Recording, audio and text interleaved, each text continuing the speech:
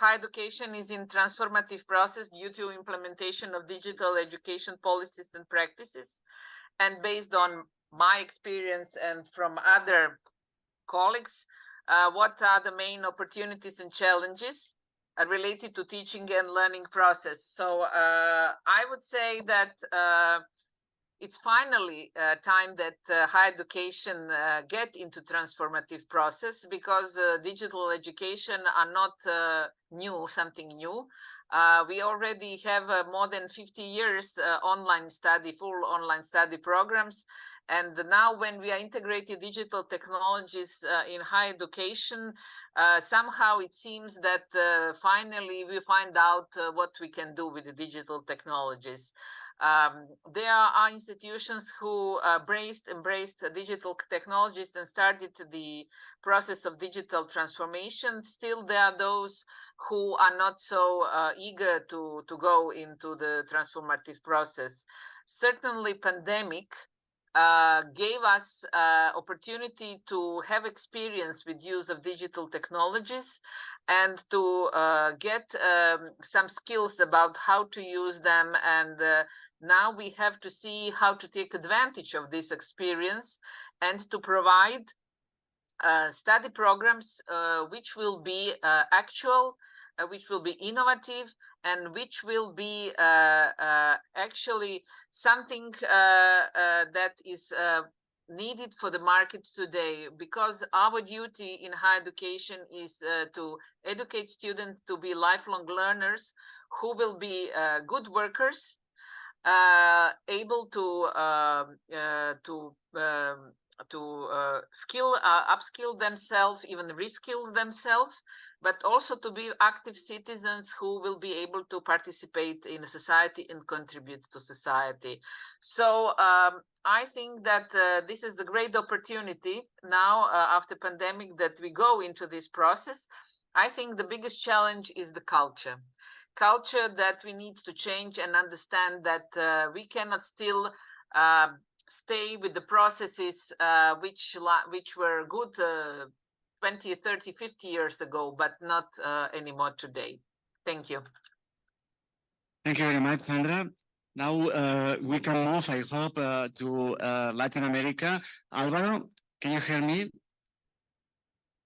Yes, Joseph. I was in the same mood of Sandra, but no, I have heard pretty well what you have said. I would like to talk a little bit about flexibility. I think that the technologies allow now to become more flexible in terms of institutional and personal initiatives.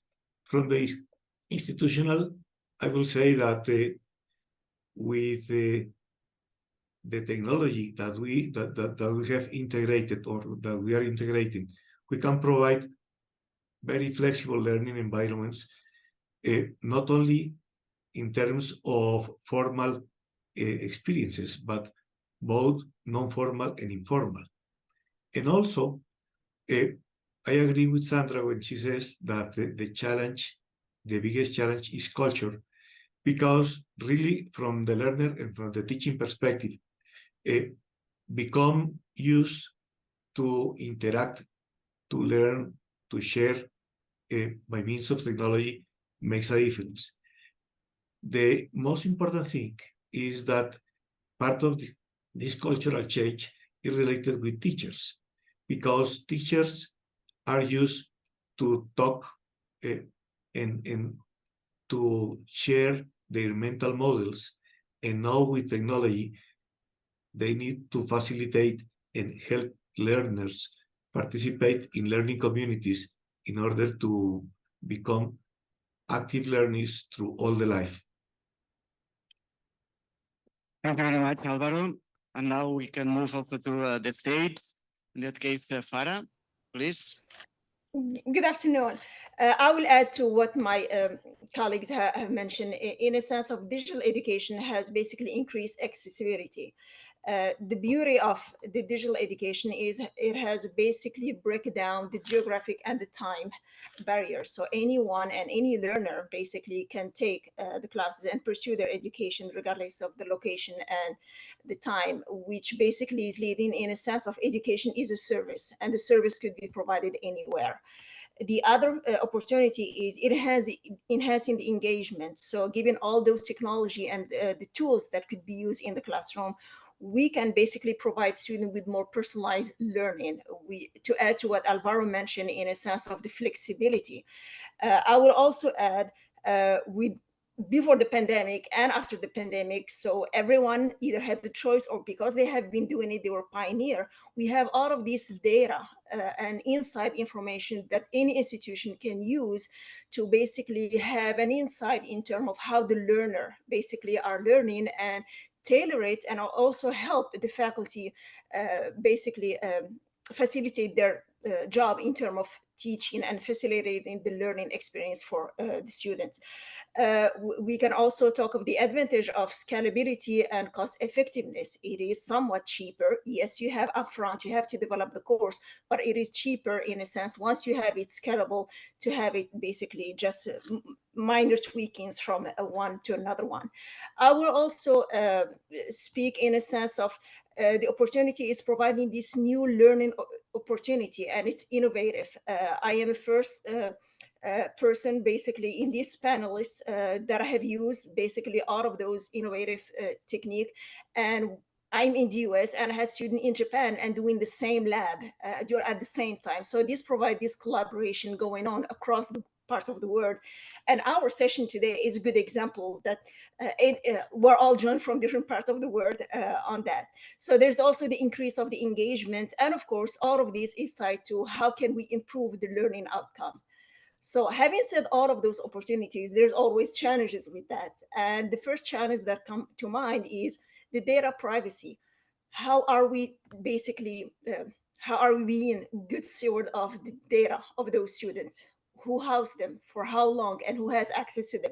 So that's the first challenge. So it is on us in higher education and any institution basically that has learner in a sense of we have to have in place robust basically things that will basically hinder anyone from having access to the learner data.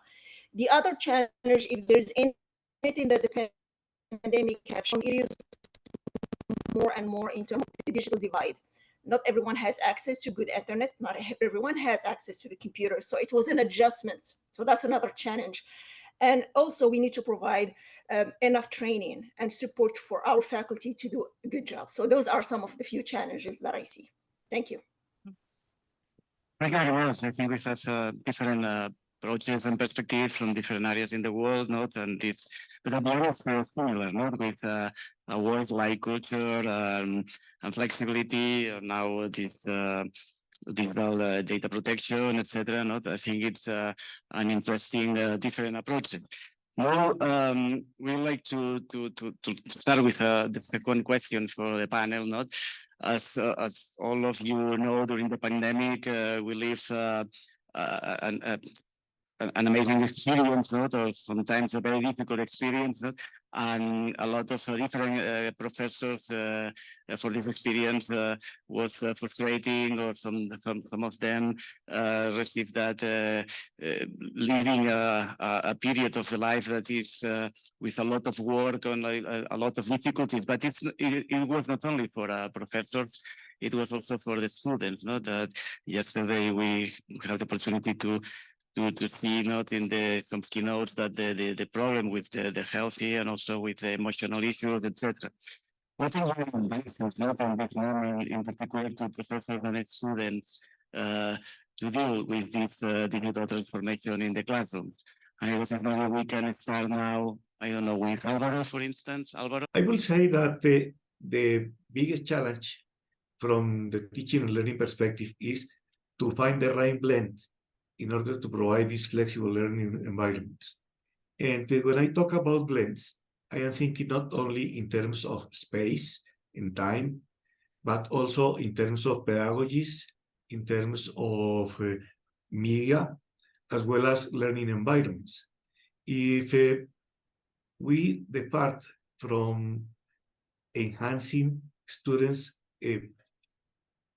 personal learning environments and understanding what is the real setting in which they are participating as learners. And then we consider that as a departure point that can be enhanced. And then if we help teachers find how they can enrich their teaching portfolio with the strategies that really promote active learning and that promote collaboration, then we can start thinking in terms of blends that really produce transformation, not only in terms of more access or a little bit of innovation, but real focus on the students that become active learners through all their life. So basically, this is what I would like to share, the idea of blending, finding appropriate ways of blending all those resources for teaching. Thank you very much, Álvaro. Now maybe you, Andreia, put your microphone. Yes, I have to remember. I hope they can hear me now. Thank you. Yes, I think I agree definitely with Álvaro, and I wanted to bring back the perspective of the open learner. You know, when you can think of all the autonomy and self-regulation that is needed for a true open learner, that person who looks for learning opportunities, no? It's different places, not only their workplace. Thank you very much, Andreia. Now, Farah, please, can you hear me, Farah? Yes, yes. Okay. My advice to students, I will start with advice for students and the others for professors. If there is one thing that the pandemic has led in terms of, there has to be, no one had a choice, but there needed to be an adjustment and a shift in how we do things and how we teach. And my advice to the student is to set realistic expectation, have a dedicated schedule. Consistency is the key for that. And I will speak for my experience working in 3 different states. Most of the time, students enroll in the online class at the last minute and thinking the hours will magically appear. That's not the case. So again, it's no different than in class section, except that it's a different modality. So it's being basically having consistency, having time, but also the students are required to be engaged and communicate with their professors and also being present in the classroom. On the other side, in terms of faculty, and of course taking a break. So mental health is a key for both faculty, professors, as well as students.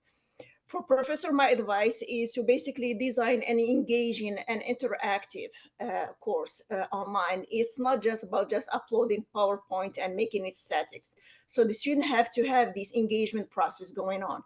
We have a lot of tools in the online classes, whether it's a discussion or you can upload virtual and simulation and all of that. So provide faculty with the tools to make sure their classes will be as engaging as we want them to be, to make sure there is retention for the student and there is persistency and completion rate will be higher. Besides using the technology provided, again, provide clear and concise expectation. Again, the students are coming to the online class. The ownership is on the faculty and the professors basically to set the expectation. What is expected of me as a student in this classroom to be able to be successful and providing me with the tool for that. And of course, professor need to be responsible and responsive to the feedback provided to the students. So continuous feedback throughout the semester rather than at the end and having anyone being surprised, oh, I didn't know I was not doing well. Thank you. Thank you very much, Farah. And Sandra, please. Regarding my opinion, I very much agree with Álvaro and Farah, and I just can add that let's not mixture the pandemic with online education, because teachers and students moved to online because of the pandemic. and they had to stay at home because of pandemic, not because of the education as such. So the experience from the pandemic was that we had to stay at home because of pandemic, and that the education we had at the time, the online education, wasn't designed to be online. It was emergency remote teaching. So we have to very clearly distinguish that. And many of us, especially I'm coming from the environment where the traditional universities much more research oriented are, and they do not tend to use much digital technologies. We have to be clear that experience during pandemic was not experience with online education, and that online education will not deprive teachers and students from the social contact. And no one is saying that everything has to be fully online, that we need the blended mode in a way that it's best for particular teacher, subject, students, and so on. I know for teachers, it's quite invest of the time, but I would say it's a long-term investment, which will be very rewarding in the end. And for students, my message would be, well, if you want your life to be digital, if you want to work in a digital environment, then you have to learn in digital environment as well, and then follow the rules and follow the instructions for the teachers. Maybe sometimes it will be challenging, but most of the time it will be very engaging and innovative learning, where you can achieve much more than in the classroom. No one is saying that technology should be used per se, but we need to decide and define what could be done better with technologies, and then to focus on the learning outcomes and the students' achievement. Thank you.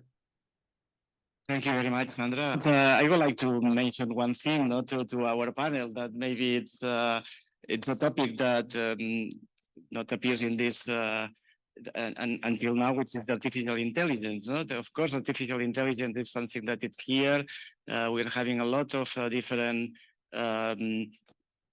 keynotes and comments and different sessions talking about this new situation, but it's clear that affects directly to the teaching and learning process in the institutions, not only for distant institutions, online institutions, or online teaching, or distance teaching, also for face-to-face or blended systems. What do you think that could affect to the teaching and learning process? And what are probably your advices or your comments that you would like to provide with this? Thank you, Joseph. I think that's a difficult question because we still do not have answers. No, I think we're now starting, at least from a research perspective and in discussions between academics to raise those concerns. But it's important to put them on the table as we're doing here. We know that one of the things that is being challenged now is authorship.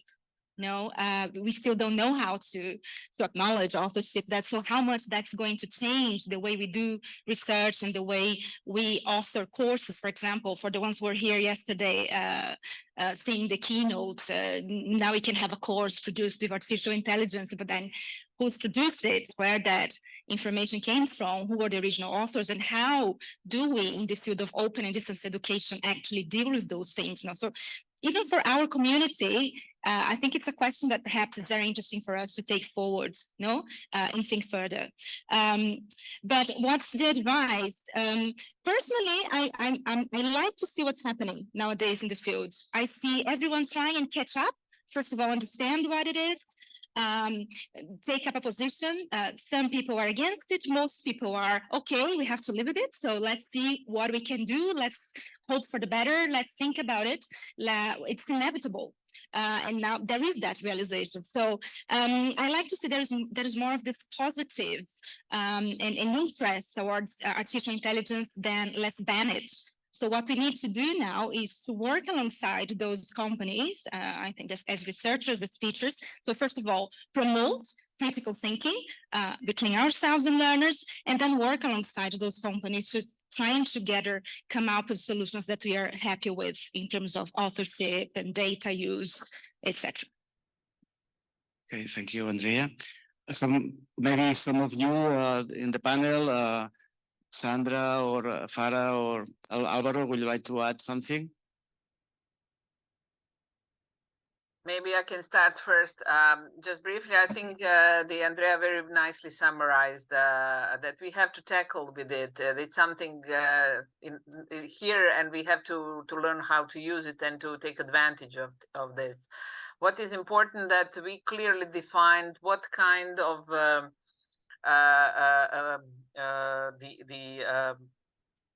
attitudes and impressions and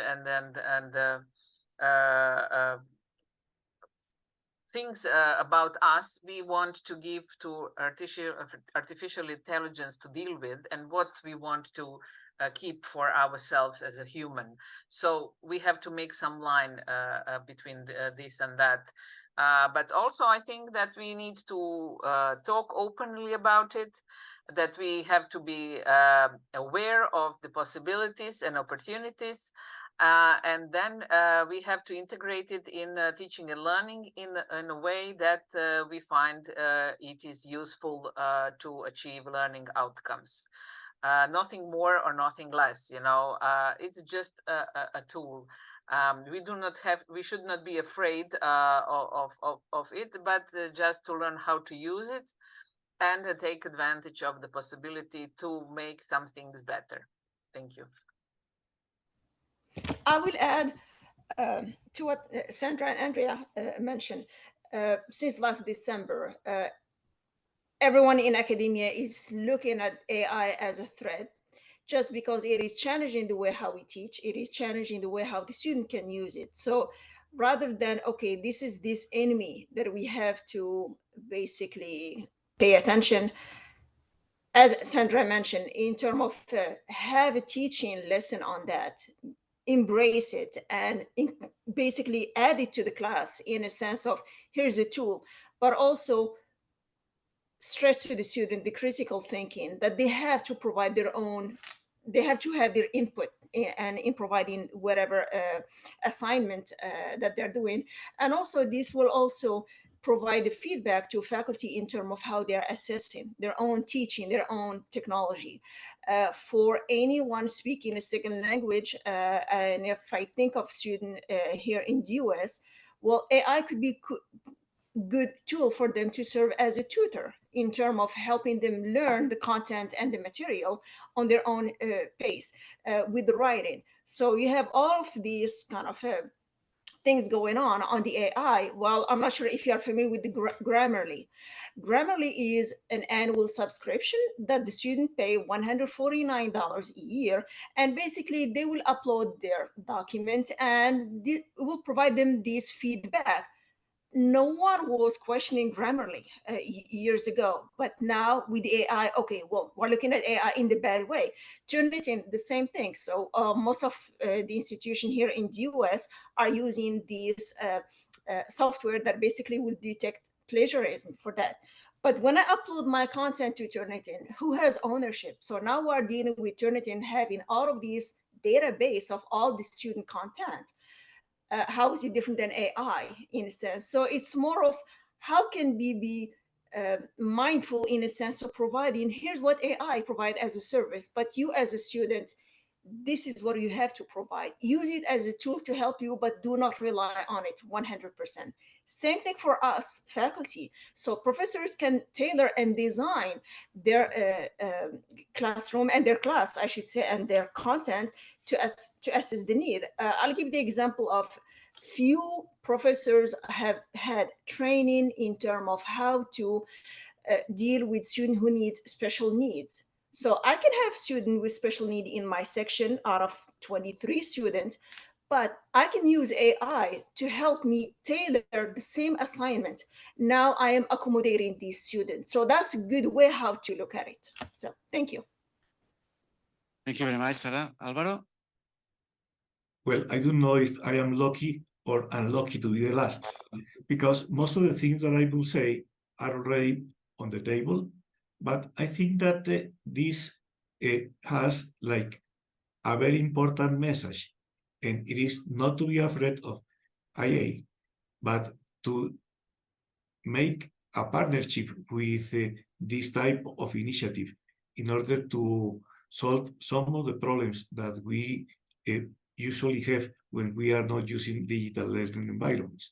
I am thinking, for instance, in terms of adaptive learning systems, we could delegate to the system to make this personalization, but also we could do intelligent use of the database and personalize our interaction based on what we humans see, and to find out how we can expand the learning opportunities that students have by means of adding value to their personal learning environments with intelligent learning environments. And from the teaching perspective, I will say that this is really challenging because it can make uncomfortable some people that are not used to teach by means of building on data.